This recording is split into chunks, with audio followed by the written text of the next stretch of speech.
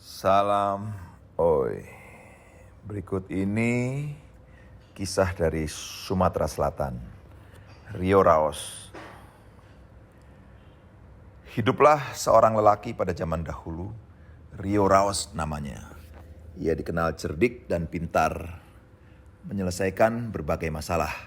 Ia juga gemar berpetualang untuk menjelajahi wilayah-wilayah yang belum diketahuinya. Rio Raos mempunyai 4 sahabat karib. Keempatnya bernama Said Udin, Panjang, Mahadali, dan Nagaseni.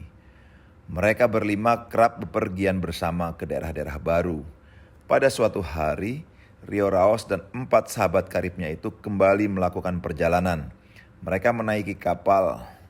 Berbulan-bulan lamanya, mereka mengarungi lautan luas hingga akhirnya mereka mendarat di sebuah wilayah.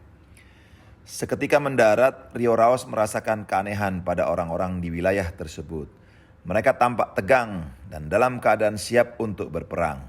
Sejenak berbincang-bincang dengan orang-orang yang ditemuinya, Rio Raos mengerti. Orang-orang itu tengah berperang dengan penduduk lainnya. Entah apa penyebabnya, Rio Raos tidak mengetahuinya. Ia lantas menanyakan di mana ia bisa bertemu dan menghadap kepada penguasa wilayah tersebut. Beberapa orang mengajaknya menuju istana kerajaan dan menghadap sang raja. Di hadapan sang raja, Rio Raos mengungkapkan keinginannya untuk membantu mengatasi masalah yang terjadi pada penduduk kerajaan tersebut. Sang raja sangat gembira mendengar kesanggupan Rio Raos. Seketika itu juga Rio Raos diangkat sang raja menjadi hulu balang kerajaan. Setelah menjadi hulu balang kerajaan, Rio Raos mulai mencari tahu penyebab perselisihan yang menjurus ke arah peperangan yang dilakukan penduduk. Dari orang-orang yang ditemuinya, Rio Raos mengetahui jika penduduk wilayah itu terpecah dan terkelompok menjadi 3 kelompok. Masing-masing kelompok itu saling bermusuhan. Penyebab perselisihan itu adalah karena perbedaan bahasa di antara 3 kelompok penduduk tersebut. Masing-masing kelompok penduduk amat membangga-banggakan bahasanya dan melecehkan bahasa kelompok penduduk lainnya. Rio Raos berusaha mencari cara untuk mendamaikan 3 kelompok penduduk yang terus bertikai dan berselisih tersebut. Setelah ditemukannya cara, ia meminta para penduduk dari masing-masing kelompok untuk bertemu di sebuah tempat.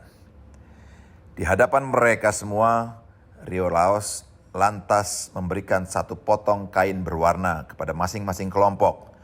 Kelompok pertama mendapat sepotong kain berwarna merah. Kelompok kedua mendapatkan sepotong kain berwarna hijau. Dan sepotong kain berwarna kuning diberikan kepada kelompok ketiga. Katanya kemudian, masing-masing di tangan kalian ada sepotong kain. Kalian bisa memperhatikan kain-kain tersebut berasal dari serat kayu yang sama, dari 1 pohon yang sama. Warna kain kalian memang berbeda, namun tetap ia berasal dari serat kayu yang sama. Begitu pula dengan kalian semua ini. Kalian berasal dari 1 nenek moyang yang sama, meski bahasa kalian berbeda. Lantas, bagaimana kalian saling mengaku bahasanya lebih baik dibandingkan dengan yang lain, sementara kalian berasal dari 1 nenek moyang? Kalian sesungguhnya adalah 1. Sungguh, tidak ada gunanya perselisihan dan permusuhan di antara kalian, hanya karena bahasa kalian berbeda. Orang-orang terdiam seraya merenungkan ucapan Rio Raos.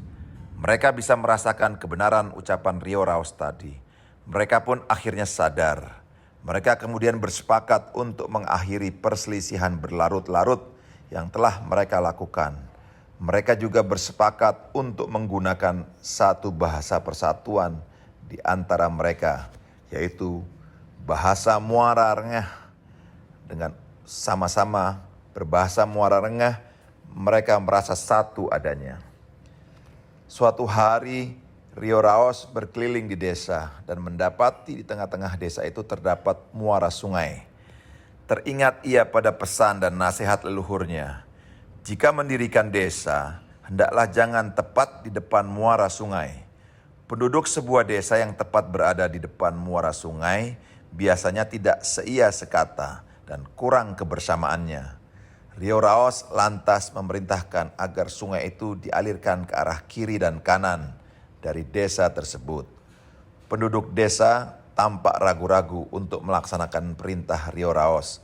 Namun setelah mereka bersatu padu dan saling bekerja sama, pekerjaan yang semula membuat mereka ragu-ragu untuk mengerjakannya itu dapat diselesaikan hanya dalam waktu 3 hari. Penduduk pada akhirnya bersepakat untuk mengangkat Rio Raos menjadi pemimpin mereka. Rio Raos memimpin dengan adil dan bijaksana. Rakyat yang dipimpinnya merasa aman, damai, dan sejahtera. Orang-orang dari daerah lain pun berdatangan ke negeri yang dipimpin Rio Raos karena mendengar keamanan dan kedamaian yang dirasakan rakyat di bawah kepemimpinan Rio Raos. Desa-desa akhirnya banyak didirikan pada masa pemerintahan Rio Raos tersebut. Rio Raos terus memimpin hingga akhirnya ia meninggal dunia. Jenazahnya dikebumikan di tempat di mana ia pertama kali datang ke daerah tersebut. Kebaikannya senantiasa menjadi buah bibir penduduk, dikenang oleh rakyat, terutama oleh mereka yang dahulu terus terlibat dalam peperangan dan berhasil didamaikan oleh Rio Raos. Pesan moral dari kisah ini adalah bersatu kita teguh, bercerai-berai kita runtuh. Adanya perbedaan sesungguhnya untuk saling melengkapi dan bukan menjadi penyebab munculnya perselisihan dan pertengkaran. Salam. Oi.